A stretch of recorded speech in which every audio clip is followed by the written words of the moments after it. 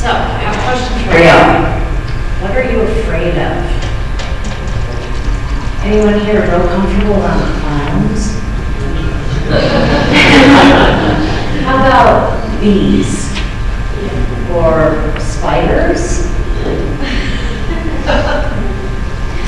Heights? Flying? Let's be honest, for most of us, that's really about crashing. How about public speaking? Ew, I'm terrified of that. Are you afraid of the dark? I mean, I've never outrun that one. Things could be hiding there. Something could grab my ankle at 3 a.m. Here's a good one. Are you afraid of failing? Not being perfect? Not being successful enough? Maybe it's about not even being able to catch up to, let alone keep up with the Joneses. This culture can be brutal and black and white about how we define success. When I was a teen, adults used to tell me all the time how brave I was to do things, and I did the internal eye roll like every time. I was a teenager after all. But to my way of thinking, if I wasn't afraid first, it wasn't really brave. I think I understand those adults a bit better now that I'm in the adult age range myself. In my 30s and 40s, I was afraid of a lot, and I mean a lot, in all caps, bold type, larger font than the whole rest of the page, kind of a lot. And if I'm honest, I still am. But I'm working on my fears a little bit at a time. There have been times in my life when I couldn't even get off the couch due to crippling anxiety and pain. I worried all day. I worried about dying. I worried about dying alone. I worried about chronic pain. What if the meds quit working? What if the doctor would prescribe them anymore? What if the doctor retired and I had to find a new one? What if the pain just kept getting worse? Oh, no, that could be like that. But my worst fear, the worst of all, so deep and ingrained that for most of my life I couldn't even put it into words, that fear was that I wouldn't be good enough. And worst of all, if I wasn't good enough, I wouldn't be loved. I needed to think I was at the top of my class.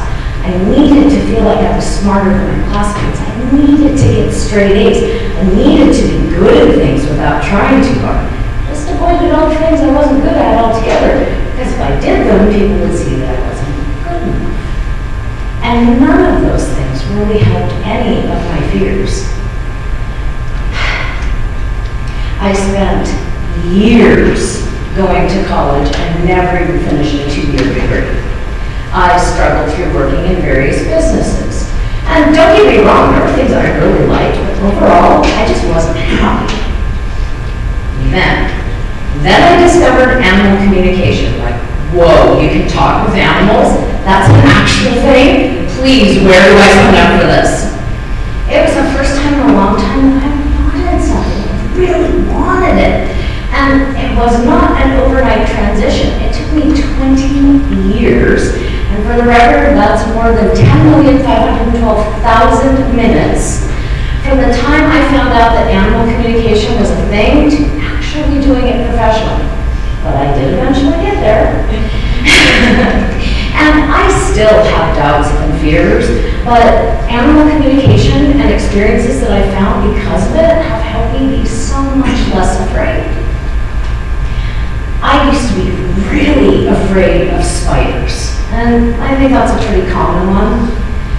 And I'm from the Pacific Northwest, Seattle area, and we actually have spider season. Yep, it's a real thing. I always know when people are new to the area because there will be several posts each year about infestations. Gretchen's nodding, she knows. Do we have an infestation? Do we need to call the exterminator? Nope, it's mating season. Usually in August or September, The European house spiders come out looking for mates, and they're just far more visible than the rest of the year. Now they last for a short time, so it's not a really big deal for most of us. But especially at this time of year, they seem to really like the area in my room where the wall meets the ceiling. And one year, not long after I moved home to help take care of my stepdad who had ALS, I had five really big, I'm not exaggerating here, my Gretchen, they were really big spiders that circled in that area of my bedroom, over my head, for an entire week. It was so creepy and nerve-wracking. I mean, like, seriously, what if one of them fell? Well, it was over my head. I threw my line in the sand and insisted that we call the exterminator, and we had no spiders for quite a while after that. And when they finally returned, they were much smaller. Thank you. One particular spider, though, kept showing up in my kitchen sink. And I would move him elsewhere, and before I knew it, he'd be back in my sink. And I was telling this friend of mine about this, and I said, you know, it's just kind of a Pacific Northwest thing. You get spiders in the sink or the tub. She said, no, I have no idea what you're talking about. I've lived here for 20 years, and I've never had a spider in my sink. I think you should go talk to the spider and find out what this is about. Yeah, right. But I trusted her. So off I went to talk to the spider. And I spent the next month doing dishes around the spider. Trying to keep her from going down the sink. And every time I walked to the kitchen, I would grit my teeth and say, "Mom, what would you like to tell me?" And for the better part of that month, I thought he was telling me his name was Frieder. Spelled F-R-I-E. Some of you can guess where this one's going. The day I finally figured out he was telling me friend, it came with so much love that it brought tears to my eyes. I still get choked up thinking about it. That little spider taught me a huge lesson about fear. The spiders were, quite honestly, exhausted dealing with me being so afraid of them. And mostly because I just didn't understand them. Well, these days, not only do I welcome spiders into my home, I have managed to teach my cats it's not okay to play with them. But I've also joined multiple spider and insect identification and education groups. Like, did you know that the hairs on a jumping spider look like curly little eyelashes? They are adorable. They're really hard. And the more I learn about spiders, the more I love them, as weird as that is. And the more I love them, the more I'm willing to look at other creepy crawlies with interest and curiosity instead of, well, ick. So another thing that used to really terrify me was death. Specifically, losing my cat. When Miss Kitty started to lose weight, I asked her if her time was coming soon, and she said, no, not yet. But she was old, and it was going to come. And she really thought she was going to need some help letting go of her body when the time came. Now, I've been present when animals have died, but never needed to make the decision to help one of them cross over. And I really didn't think I could. Miss Kitty had been my rock and constant companion through more than 15 years of chronic illness, and quite simply, I just didn't want her to go. But I loved her enough to dig deep, face my fears, question my beliefs, and realize that I could do whatever she needed me to do.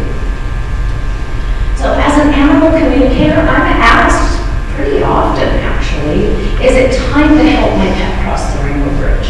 And I want to talk about this a little bit, because when I started this work, I was really surprised when animals said no. Now, I'm kind of surprised when they say yes. I think that as human beings, we're deeply conditioned to believe that we need to relieve our pet's suffering. And we're making some assumptions there. We're assuming that they are suffering because they can't tell us. And we're assuming that we need to help them relieve the suffering. There's a lot of grace that happens at the end of life. Miss Kitty sometimes had trouble walking. Because of it, I worried when I'd see her get ready to jump off the furniture. So I'd jump up, lift her down, felt a little good about myself for that. And she let me get away with that for a little. Then I got scolded. Bitch, please! I am the human equivalent of 88 damn years old. Put me down, I'm not a baby, I can walk. She was a sass. But really, she just wanted to get around on her own for as long as she could, just like we do. This idea that we need to relieve their suffering. We don't relieve people's suffering unless they specifically ask for it, and then it's only legal in a few states and under very specific circumstances. Death and dying is a process, and when we relieve their suffering, we cut that process short. And in my experience, they most often want to be here with the people they love for as long as they can, just like we do. I'll also tell you what almost every pet I've ever had this conversation with has told me, and that is that if it comes to it, they trust you, they're human, to do what you need to do.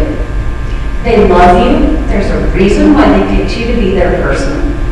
They know that you love them and you're going to do your very best for them. And they also know that this is a really big ask for a lot of us. Whether they're asking for help or for you to not help, they know that this is going to carry a lot of weight, and they're okay with whatever you need to do to make it work. And the other thing they tell me is how much they love you. My heart gets like huge when animals tell me how much they love their people. There is no greater feeling in the world. I wish I could share it with everyone. In the end, my Miss Kitty didn't need any help crossing over. She went on her own. In the grand scheme of things, I choose to believe that, smart as she was, she knew to ask me this question so I could face my fears and realize I really could do this if I needed to. Miss Kitty and all the animals that I have talked to have taught me that there really isn't that much to be afraid of. There's love, and as cliche as this is, I have found it to be true, that love really does last forever, whether they're in their bodies or not.